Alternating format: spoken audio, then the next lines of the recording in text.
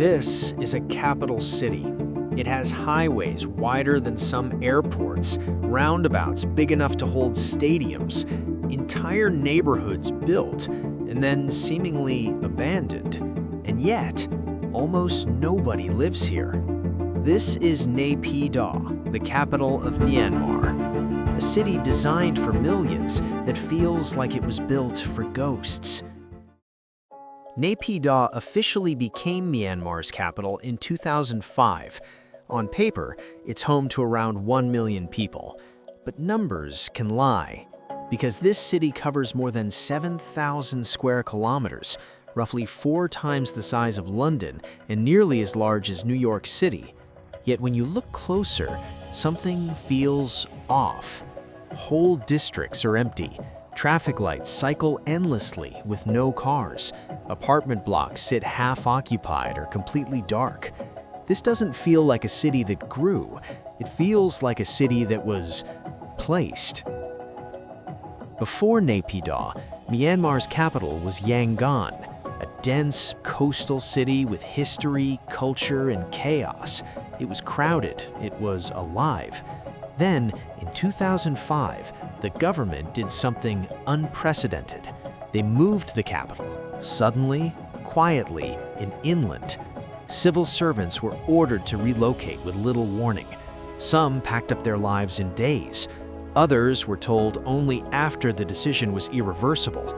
There was no public debate, no referendum, no explanation that made sense to outsiders.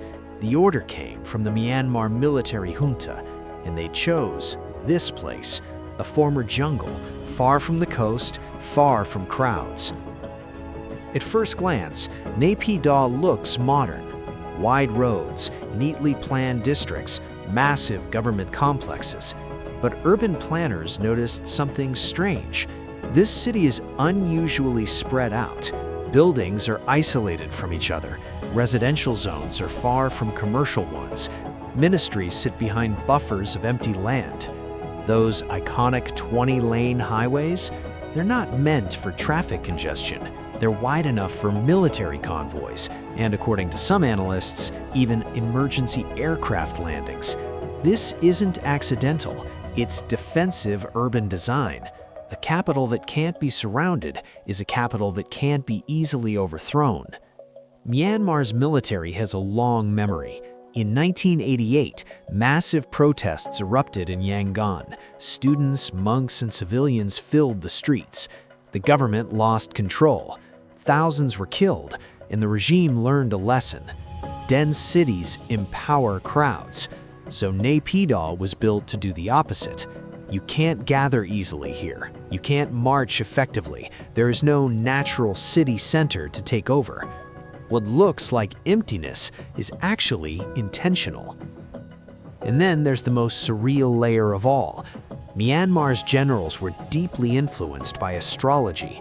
The exact moment of the capital's relocation, 6:37 a.m. November 6, 2005, was chosen by astrologers. Even the city's name is symbolic. Naypyidaw means abode of kings. This wasn't just about administration. It was about destiny, power, control, a capital designed to feel untouchable. The government assumed people would follow the capital. They didn't. Cities grow around opportunity. Naypyidaw offers very little outside government work. There are few universities, limited private industry, almost no cultural gravity. Many residents are civil servants, assigned housing, assigned jobs, assigned routines. If you're not part of the state, there's very little reason to move here, so the city never filled in organically. It remained hollow. So, is Naypyidaw a failed city? Or is it exactly what it was meant to be? It keeps the government isolated, it minimizes public pressure, it reduces the risk of mass unrest. From the regime's perspective, it works. From an urban perspective, it's deeply unsettling. Naypyidaw shows us something uncomfortable. Cities aren't just places to live, they're expressions of trust, openness, and shared space. When a city's built around fear instead of people, you don't get a capital full of life. You get a monument to power, quiet, controlled, and hauntingly empty.